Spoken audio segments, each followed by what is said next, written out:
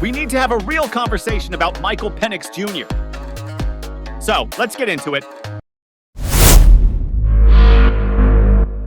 Welcome back, Falcons Faithful. This is Patrick with the Falcons Roost, ready to give you another update on our beloved Atlanta Falcons. It's time to discuss the elephant in the room in Atlanta, and its name is Michael Penix. First, a little history. With the 8th pick in the 2024 NFL Draft, the Atlanta Falcons select Michael Penix Jr. Well, there it is. Quarterback, Washington. Atlanta selected Penix number 8 overall in the draft, with the expectation to sit him behind freshly signed veteran Kirk Cousins and groom him into the franchise quarterback for years to come. And everything was looking great for the first half of the season. Spirits were high in Atlanta. Cousins was clicking with the offense. They were in first place in the division. Cousins had 2,134 yards passing with 14 touchdowns and 6 interceptions. The Falcons had the 6th ranked offense in the NFL, all while giving their future franchise quarterback some much-needed time to learn from the 14-year veteran. Penix remained stoic, giving praise to his mentor, soaking in all the nuances of offensive coordinator Zach Robinson's pistol scheme.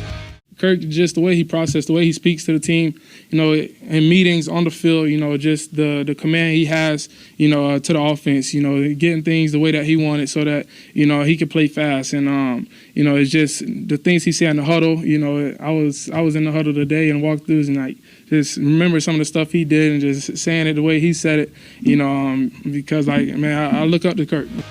Yep. Everything was sunshine and rainbows in Atlanta. The fans were happy, the team was happy, and the media was jumping on the Falcons bandwagon. That is, until that fateful day on November 10th in New Orleans. The Falcons came out a little stale from their prior week victory over the Dallas Cowboys. But they started catching their groove in the second quarter, surging downfield on a big play from receiver Darnell Mooney. Then, it happened. Cousins pressured and drilled, and it's Turner again. London's on top of it.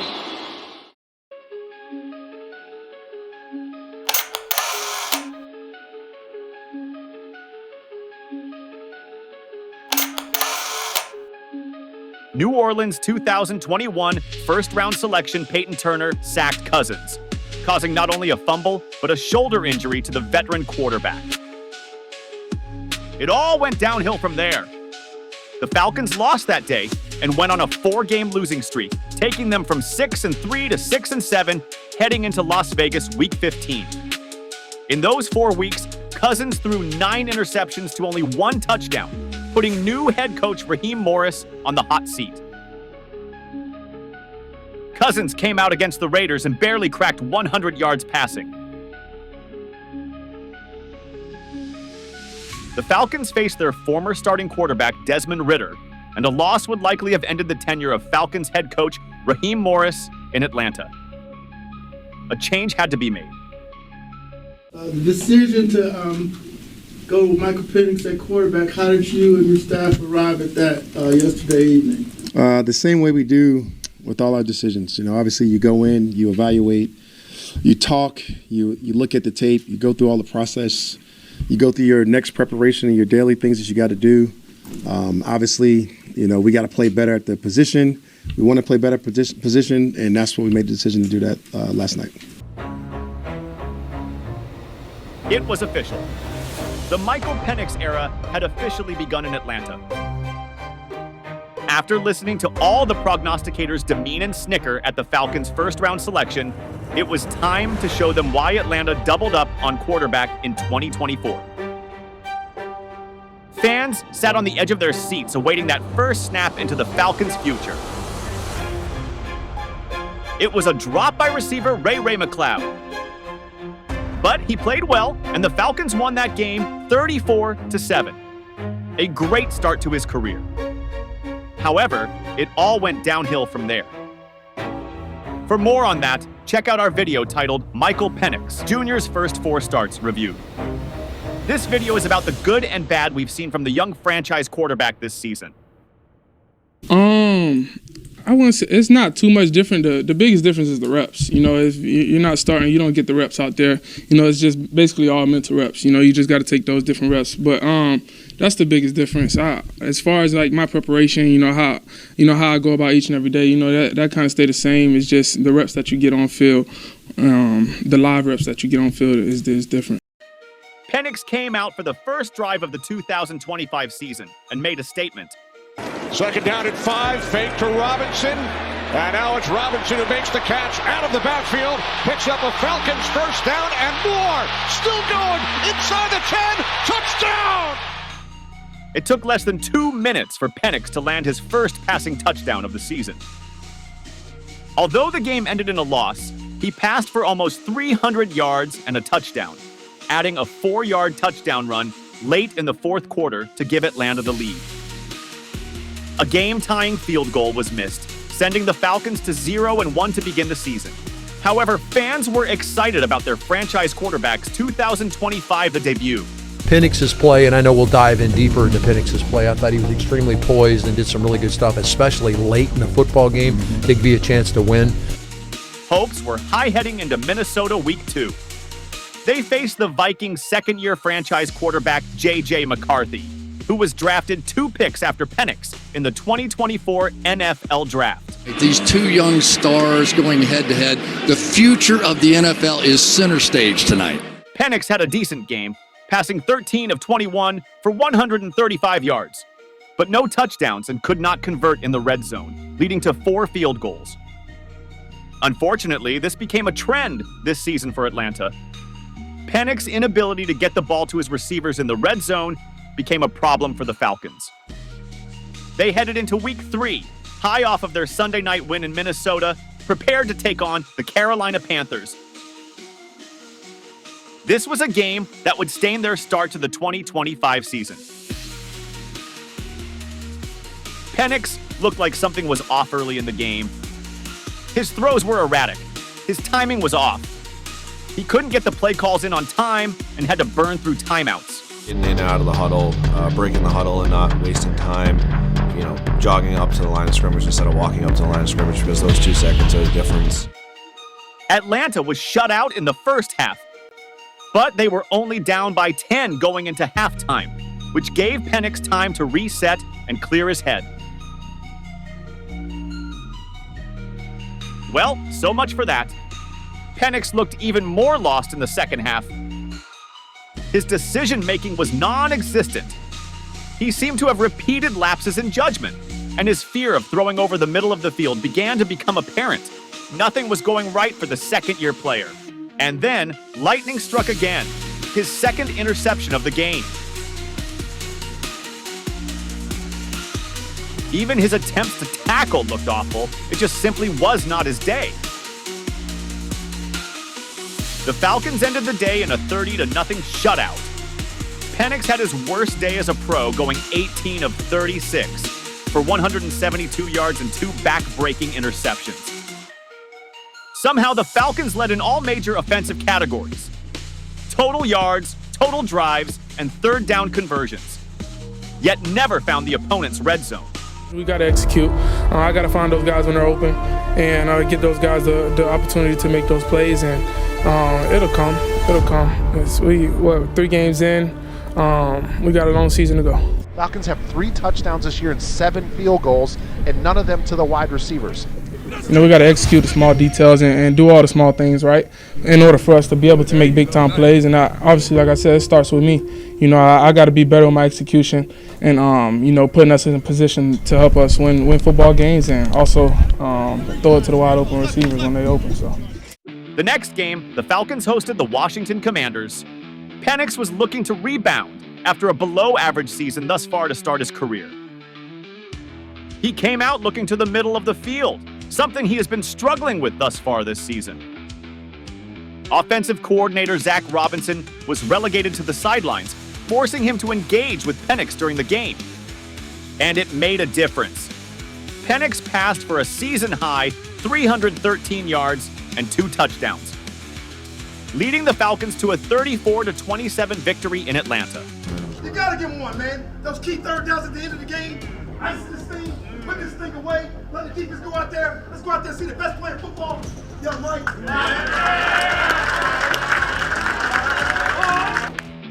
After the bye week, the Falcons stayed home to host the red-hot Buffalo Bills on Monday night, a true test of Penix leadership heading into Week 6. Penix went 20 of 32 for 250 yards passing and a touchdown.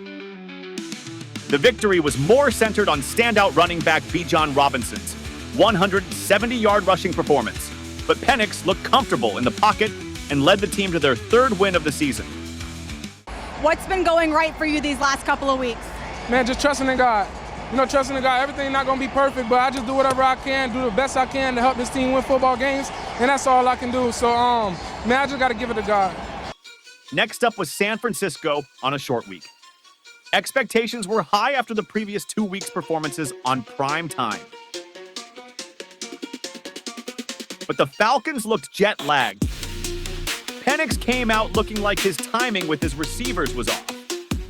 The 49ers' pressure was brutal, not allowing the young quarterback a lot of time to get comfortable in the pocket. It didn't help that the top 5 running game couldn't get going, forcing Penix to force the ball downfield. Overall, it wasn't a good game for the second-year starter. They played a team on a mission to load the box and keep Bijan Robinson from hurting them. And as a result, the game ended with back-to-back plays of Penix's knee being bent awkwardly by 49ers defenders. Neither hit resulted in a San Francisco penalty, which seems odd as both plays hit the quarterback low. This left Penix with a bone bruise, causing him to miss the next game at home against the Dolphins. Obviously, it's going to be based on movement. It's going to be based on what he can do, all the stuff that he has. The organization will not put him in harm's way. We won't do that, so we'll get a better feel for when we practice in live. And we're doing some of those things on Thursday, obviously, and Friday and Saturday.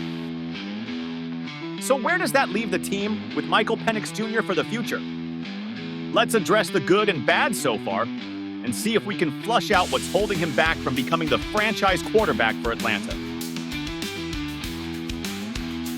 Michael Penix Jr. has 119 completions on 195 passing attempts for 1,409 yards, with 5 touchdowns passing and 3 interceptions. He has also rushed 17 times for 43 yards and a touchdown. That gives him a 49.1 overall quarterback rating, ranking him 22nd in the NFL. He has also been sacked 13 times, forcing 1 fumble lost during his 6 games this season. So let's begin with his issues in the red zone. We will go game by game and evaluate the play calling. In Week 1 against Tampa Bay, the Falcons didn't enter the red zone until 3 minutes left in the third quarter.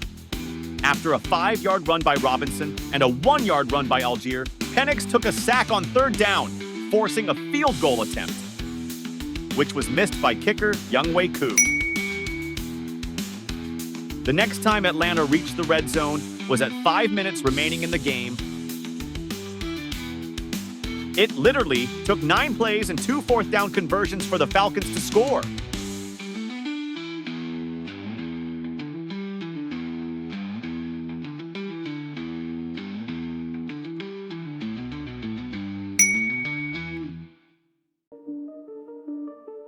That takes us to Week 2 against the Vikings. Penix had 4th and 1 at the 15-yard line, but a delay of game penalty forced the Falcons to settle for a field goal. Delay of game penalties are another concern of the team. Penix is now 1 out of 3 in the red zone, with 1 touchdown and 2 field goal attempts. On the next drive, Penix got the Falcons down to the 15-yard line again. He opened with a 5-yard completion to Bijan Robinson. He then had consecutive dropped passes by both Robinson and receiver Darnell Mooney. One can't completely place the blame on Penix here, but facts are he's 1 for 4 in the red zone so far. The next trip was at the end of the first half. Running back Tyler Algier ran to the Vikings 19, putting Penix back into the red zone. Penix rewarded Algier with a 4-yard pass completion, but followed up with incomplete passes to receivers. Darnell Mooney and Ray McLeod. Out comes the field goal unit again. Atlanta hates running the ball in the red zone, it seems. The next trip was midway through the third quarter. Now, I want you to notice that from the 19-yard line, Penix is standing 10 yards away from the line of scrimmage. He completed a 5-yard pass to Robinson to start the red zone possession. He then handed the ball off to Algier, not Robinson, to try and get the 2 yards needed to get a first down. I'm beginning to see a pattern here. Bring out the kicker. With 5 minutes left in the fourth quarter, Algier rushed 17 yards to the Vikings 20, starting another red zone possession. This time, the Falcons ran the ball 5 straight times, culminating in an Algier 5-yard touchdown. It's about time Raheem used his run game inside the 20. The next appearance wasn't until week 4 against Washington. They never saw the red zone against Carolina, but it was by far Penix's worst game of his career. Against the Commanders, the Falcons took the opening drive into the red zone. Compliments of a Robinson 9-yard run to the 14. On the next play, Robinson fumbled the ball, recovered by Penix at the 20. On 3rd and 7, Penix threw the ball to Robinson on a go route, narrowly missing being intercepted. Once again, bringing out the kicker Romo for a 38-yard field goal. The next trip was at the end of the first quarter, after receiver Drake London hauled in a 15-yard pass from Penix to put the Falcons on the 15-yard line. Penix went to work, completing a 6-yard pass to Robinson and a 5-yard completion to London for a touchdown.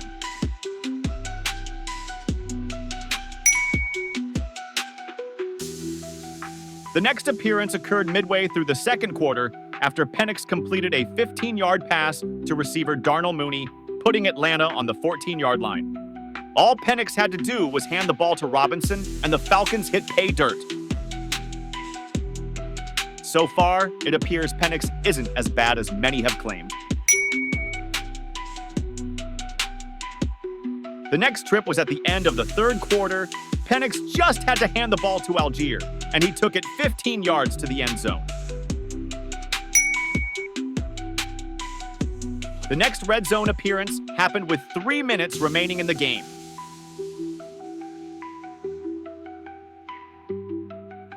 The coaches decided to just roll with Algier on all 3 downs.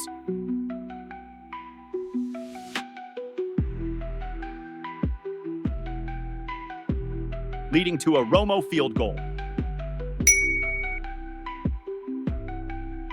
The Falcons then hosted the red-hot Buffalo Bills, giving Penix a challenge unlike any so far this season. The first red zone visit came courtesy of Bijan Robinson, who carried the ball 22 yards to the Buffalo 9-yard line. Penix threw 2 passes, an incomplete toss to Kyle Pitts, and a 9-yard touchdown to Drake London.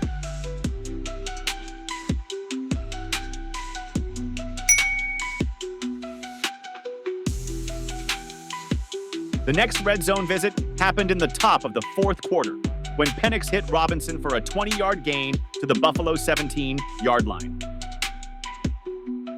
He then hit Pitts for a negative 2-yard gain, followed by 2 of the worst passes you'll ever see in a game. The deflected pass to London, and the I don't know who the hell was supposed to catch that. Seriously, why did they stop running the ball? Bring on the field goal unit. Great, it got blocked. When Atlanta wants to look bad, they do it in style. The next trip came courtesy of Tyler Algier and his 9-yard run to the Bills' 14-yard line. After losing 6 yards on 3 straight runs with Algier, the Falcons had to settle for a field goal. The question at this point is, where is Robinson in the red zone?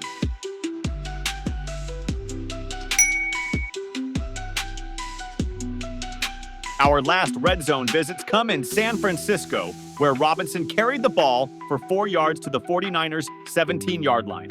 The drive ended with Penix being sacked at the 20, bringing out the field goal unit.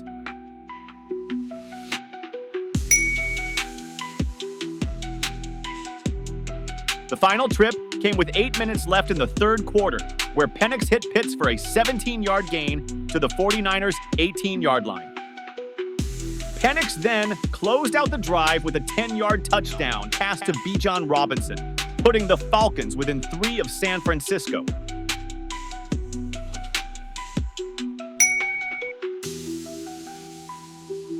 This total after 6 games lands Penix in the red zone 16 times, of which the Falcons scored 7 touchdowns. That's a 43% average with an average of 3 trips per game. But only 3 touchdown passes and 1 rushing touchdown for Penix in those visits. So Penix does struggle in the red zone. However, after rewatching those games, I've concluded that he's not the Falcons' main issue on offense. After close observation, his lack of mobility and underutilization of the middle of the field are a factor. But the main issue I see is the lack of creative play calling. Over time, I believe Penix will be a top 10 quarterback. What will hinder him, however, is the lack of receiving options. Remove the pistol and put him back under center. Give him a real play-action threat as well as a deep threat receiver, and the sky is the limit. But what do you think? Get in the comments and share your thoughts. And until the next time, cue the outro.